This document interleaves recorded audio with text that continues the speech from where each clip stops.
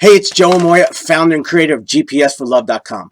Are you the type of woman who's afraid of conflict, who wants to share her true thoughts and feelings, but you're afraid because if you do, the guy might run away or leave you?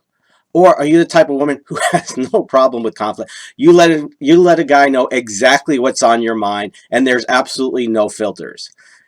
If so, I want you to pay close attention because I've got a great video for you. See, I recently received an email from Linda, one of the members of our GPS for Love community, who says, "Hey Joe, I have a request.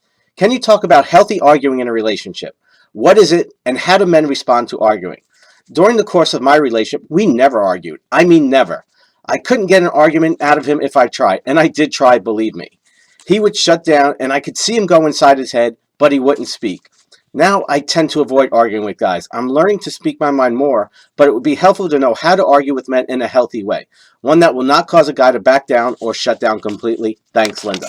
First of all, Linda, I want to thank you for an email. This is something that a lot of members of our GPS for Love community go through. And so I decided to create a video for you and for everybody else. So the first thing you need to understand is I'm a big stickler on the words we use. I don't like the word arguing. Okay, because arguing isn't a healthy thing, and it very rarely leads to a healthy resolution. So I believe in communicating in a healthy way, because conflict is simply a part of life. It's actually a healthy thing. It's what helps us recognize what's going wrong. It's what helps us to communicate, and it's what helps us grow as couples and as individuals. Now, you have to understand, most of us learn to resolve conflict by the environment we grow up in. I grew up in a very hot-blooded Italian family where people had no problem speaking their mind. Ketchup bottles would fly, four-letter words would go at each other, and they would do the most embarrassing things. But ultimately, they would say their piece, they would get it all out, and the next day they would go have lunch. And when I was little, it used to blow my mind. Now, some people grow up in that environment and they learn, you know what, that's not healthy, I don't like that, and they completely shut down. And so there's no right or wrong. It's simply a matter, is it leading to the result you really want in a way that really feels good? Because you can be, like for my family, we can just blast each other, but is there a better, healthier way of doing it? And there absolutely is. So that's what we're going to talk about today. There are actually two things that you can do which are going to help you to resolve conflict and to communicate in a healthy way. So the first thing you need to do is you need to ask for permission. See, one of the biggest things is when there's conflict, when there's stuff going on, our emotions, our buttons get pushed, right? And our emotions are like at the surface, and we act from that really emotional space. And so what we tend to do is we tend to go at the other person.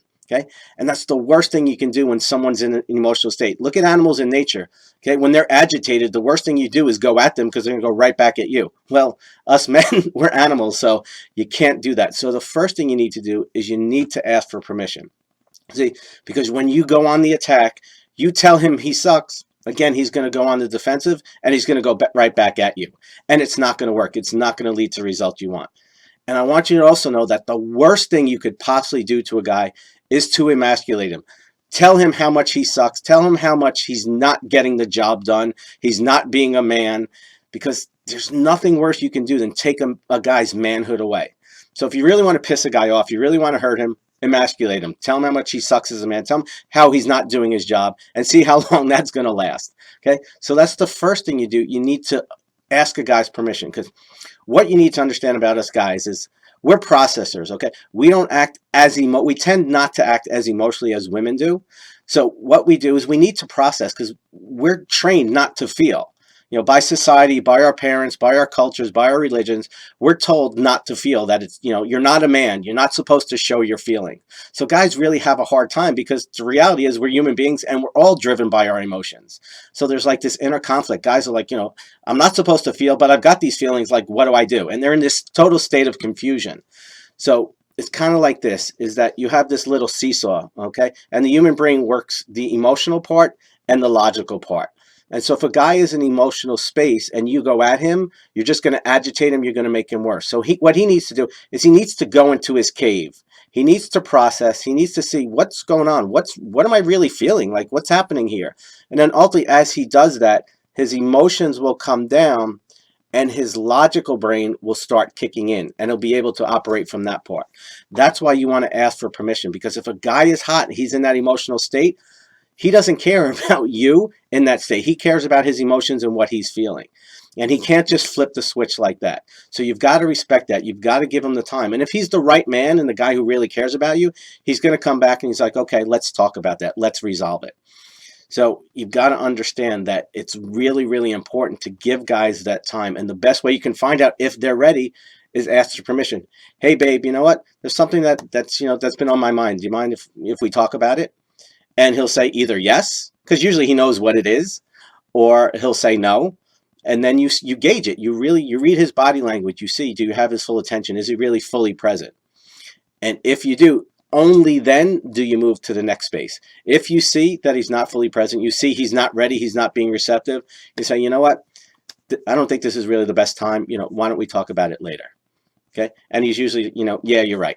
Okay. So that's the first thing you do is you got to ask for permission. And the second thing you got to do, it's this. Okay. See this little thing here? It's called an Oreo. So you got to use the Oreo technique. And just like this little cookie, you see that there's a cookie, there's some cream in the middle, and there's a cookie on the outside. So there's 3 parts to the Oreo technique. And you know that 2 of these sides are the same, and that's kind of how it works in the Oreo technique. So the first part is you want to start off by telling him something positive. You want to start acknowledging him. Again, if you immediately start, you did this, and you did this, and you did this, and you go at him, forget it. You've lost him. He's going to shut down, he's going to run, and he's going to start attacking back. So the first thing you do to get him in a better state to be more receptive is simply to acknowledge him. Hey, you know what? I just want to acknowledge you for just being a great guy. And, when you do this, it really warms my heart. And, when you did that the other day, it really made me feel special. And I want to let you know how much I love and care about you. Okay. Now he's like, okay, cool. I kind of like that. This is sounding good. That's the first step. Okay. That's side 1. Now we go to the middle part. And that's the part where you share your feelings. Okay. You don't tell him what he's doing wrong. Okay. You explain how what he's doing wrong is affecting you and making you feel. Because the thing about us guys, us men, is we don't want to hurt our women. That's the last thing we want to do. We want to know that we're taking care of them and that we're providing and we're being the man. We're being the knight in shining armor. So knowing that we're doing things that's hurting the woman that we care about the most literally breaks our heart and makes us feel like crap. So the last thing you do is need to reinforce that and tell us that what we're doing makes you feel like crap. So you simply want to share your feelings and say, hey, when you did that the other day, it made me feel this. And now the guy's like, oh, crap, really? Man, that wasn't my intention. Because a lot of times we don't realize it. We're just living. We're trying to survive. We're trying to provide for you. We're trying to figure out our own lives, trying to deal with our boss and our employees, trying to pay our bills. It's like we've got all this stuff going on that we don't even realize that what we're doing is affecting you in that way. And that's why it's your job is to speak up in a healthy way from the beginning. Don't wait and pile this shit up. And then 3 years down the road, you did this, you did this, you did this, you did this. And the guy's like, where the hell is this coming from? Why didn't you tell me about this 3 years ago? Why you bring this on now and letting me have it? Okay? It's the worst thing to do, and it's so common in relationships. When something bothers you, if it's important and it's affecting you and the state of your relationship, use these techniques because it's going to help you grow closer and learn to communicate better and healthier. So after you share your feelings, then you go to the third part. Because at this point, the guy's like, oh, man, I see what you're doing, see what you mean, and it really wasn't my intention. Now, he might not come in that place and admit it to you, but in his mind, trust me, that's what's going on for him. And so the third part is after that is then you simply acknowledge him again. You want to see his side if he's explaining, what he was doing and why he was doing it. Okay, because believe me, there was an intention. He didn't purposely do something to hurt you or to harm you. If he's a man, if he's a boy, that's a completely different story. And so you want to see his side. And then the third part is you want to acknowledge him again. You want to tell him how much you appreciate this space of being able to communicate and how hard it is for you and how much you love and appreciate him and value him and the role in your life. And so this is so vital. I promise you, if you get these little things down, it's going to make a tremendous difference in your relationship. Now, I will preface this by saying you can use these techniques on a boy, on a guy who's selfish, immature, not emotionally available, who doesn't want to communicate, who only cares about himself, who doesn't take responsibility for anything in his life, plays the role of victim, blames everybody and everything. You can try this on that person. It ain't going to work. So I'm not here to say this is the magic pill and it's going to help you with everybody, because the reality is it won't. But if you have a guy who really cares about you, who really wants to be with you, who really loves you, and he's shown you that consistently over time, but who screws up because he's a guy and us guys do that regularly, and you use this technique, it's going to create a space for you guys to communicate better in a healthier way. I always say that, one person has to take the lead and create the space. And when the other person truly cares, that other person will follow and take the lead. And it doesn't matter if the male is taking the lead or the female takes the lead.